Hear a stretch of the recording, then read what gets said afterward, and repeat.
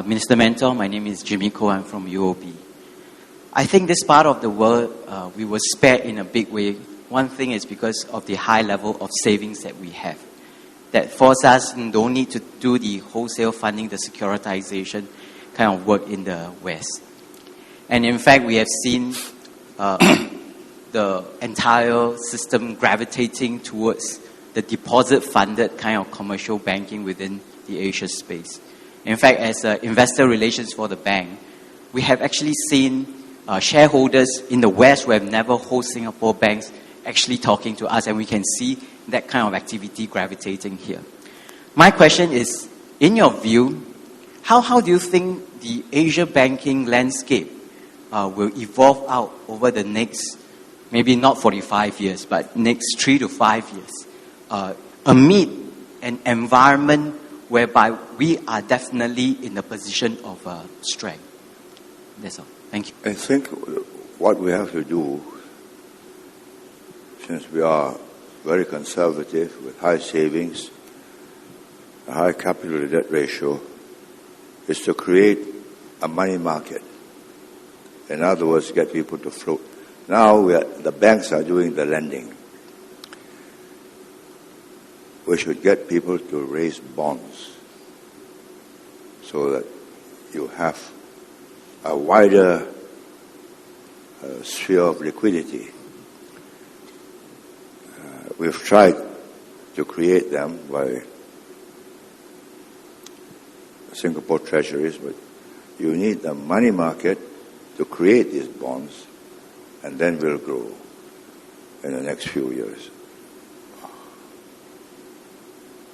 You need to have the people who want this money, and the banks should encourage them to raise it by bonds.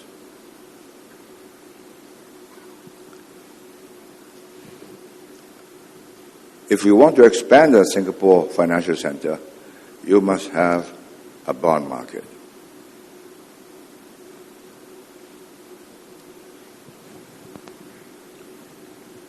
And then we have a 10 o'clock deadline. Any other questions? Can I ask one last question on your behalf? Can you tell us a little bit about what your views are on the Chinese currency situation? Do you think that the Chinese will come under increasing pressure to float the currency? And how do you think they will manage that? No, the answer is quite obvious. You read them carefully. You know the way they make their statements. You know the way they adjust to pressure. They're going to go slowly. Then they know they're big enough. They can't be pushed around. But at the same time, they know that it is not tenable to have this imbalance in the trade between them and the U.S. and the EU. You keep on accumulating surpluses. There comes a time when it does you no good. I mean, finally the U.S. dollar goes down. They keep on telling the U.S., do not let the value go down. But if you carry on this business and don't let the U.S. grow, the dollar will go down. And so what your holdings of U.S. dollars will be worth less.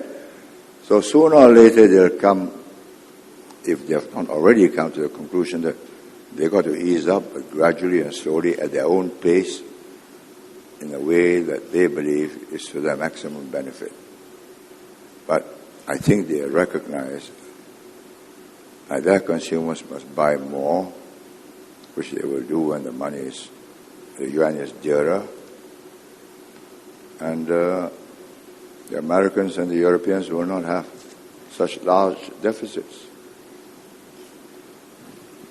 When, how, I don't know. I mean, it's not just for the central banker to decide that. I think it goes up to the Politburo.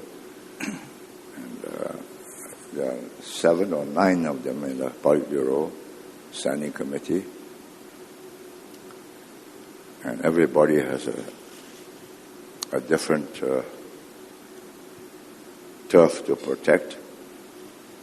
The provinces that may be hurt, sectors which may be disadvantaged. So It's a very large country. I mean, it's the size of Sichuan is bigger than the size of France and Germany put together. So you make rapid changes and you put them at risk. You've got a real problem. Anyway, I'm not in the Politburo, so I won't be able to tell you what they're thinking. Okay. Well, thank you, MM. Ladies and gentlemen, please join me in thanking the Minister.